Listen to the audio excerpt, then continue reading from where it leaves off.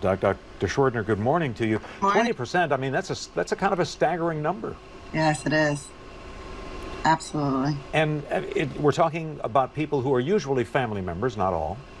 Right. So caregivers, usually a family member or a friend who's taking care of a loved one, helping them with their medical needs, helping them even fix their food, anything that they need, get them dressed on a daily basis. And so the basic responsibilities of life, food, hygiene obviously is an issue for some, not all, but for some people who might be older, for example, financing, all of that.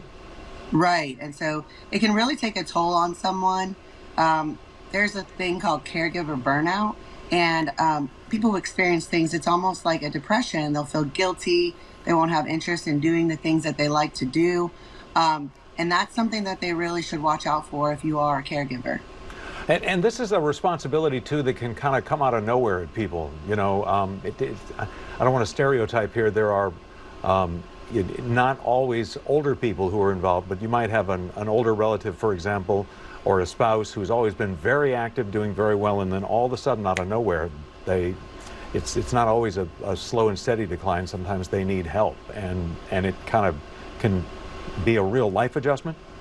Right. So, someone who was completely fully functional needs help with everyday activities of daily living. So it can be a shock for a family.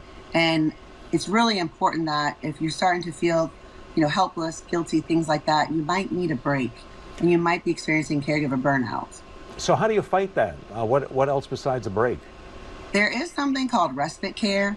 Well, they'll come and take care of your family member and give you a break. Some of the Medicare Advantage plans actually cover that. Also, you can ask a family member or friend. There's also adult daycare, and home health services can also help.